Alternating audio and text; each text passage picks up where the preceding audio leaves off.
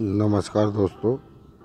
जैसा कि मैंने आपके पिछले कई एपिसोडों में बताया है कि परमपिता परमेश्वर को पाने के लिए एक इंसान को क्या क्या करना चाहिए और क्या क्या नहीं करना चाहिए, तो उसी तारतम्य में अपन आगे बढ़ते हैं। कुछ और बातें हैं जिनका विशेष ध्यान रखा जाता है, तो आइए जानते हैं वो बातें क्या हैं। जैसा कि आप लोग को मालूम है कि जीवन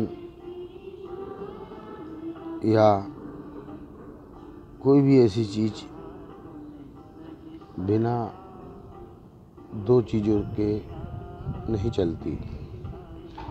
उसी प्रकार इंसान का शरीर दो प्रकार की विशेष शक्तियों में निहित है।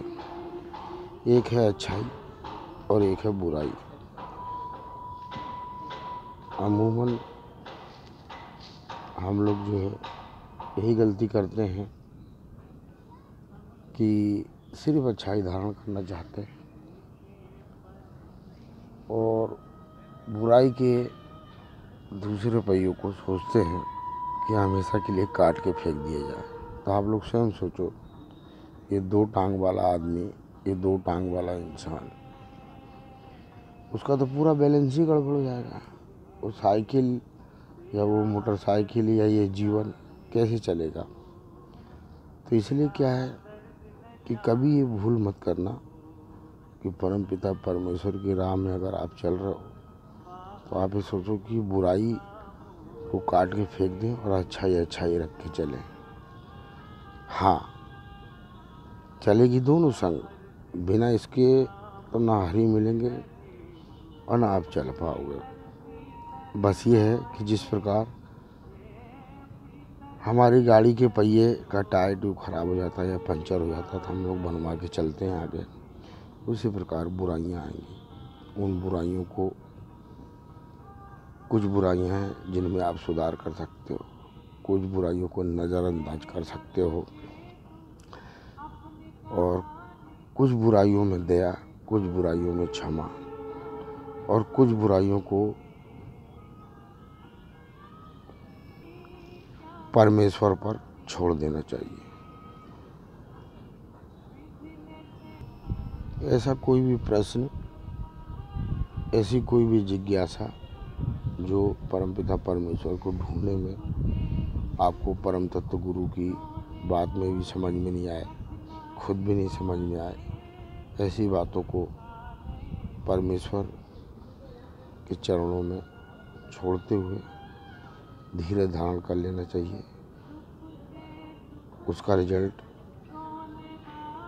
सामयिक होता है, थोड़े समय के बाद आपकी आंखों के सामने खुद आ जाएगा। लेकिन बुराई से घृणा नहीं करना है, उस बुराई को धारण भी नहीं करना है, उस बुराई को रिपेयर एक शब्द है, यानी कि उसको तो नहीं रिपेयर कर सकते लेकिन खुद को रिपेयर करने का तरीका बताया ना आपको कि कुछ को हरि के चरणों में, कुछ को क्षमा, कुछ को दया, कुछ को भूल चूक में।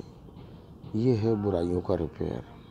ऐसे करते हुए आगे बढ़ते जाना है, क्योंकि अच्छाई और बुराई दोनों उसी परम पिता परमेश्वर की छाया है। तो कभी ये गलती नहीं करना। अमूमन मैंने देखा है कि कई साधक, बड़े बड़े ज्ञानी, ध्यानी, जपी तपी ये गलती करे बैठे हैं और आज तक भोग रहे हैं। इसलिए क्या है कि बुराई और अच्छाई दोनों एक ऐसे स्तंभ में कि एक का भी ना होना यानी कि हरि का ना होना। बुराई बनाई ही इसलिए गई है कि लोग अच्छाई देखें। बुराई का अर्थ ही गुरु है, क्योंकि बुराई कुछ बोलकर बताती है, कुछ दिखाकर बताती है, कुछ करके बताती है। हर हाल में वो ज्ञान की दाता है। तो आप बताओ, जो ज्ञान दे रहा है कि इसके करने से ऐसा होगा, इसके करने से ऐसा होगा, आप जब ज्ञान को ही निकाल के फेंक दोगे और या कोशिश करो उससे दूरी बनाए रखें, तो मुश्किल है हरि का मिल पाना। क्यों कि क्रिया के प्रतिक्रिया होगी और आपके नए नए क्रिएशन होंगे और आप मालिक के रास्ते से भटकते चले आओगे और बुराई को दूर करते करते मालूम चला आप स्वयं हरि से ही दूर हो गए। तो अब कुछ बातें और हैं जो मैं अगले एपिसोड में बताऊंगा कि कर्जा, लेनदारी, देनदारी और फर्ज, इनको कैसे पहचानें और इन पर कैसे चलें। धन्यवाद दोस्तों।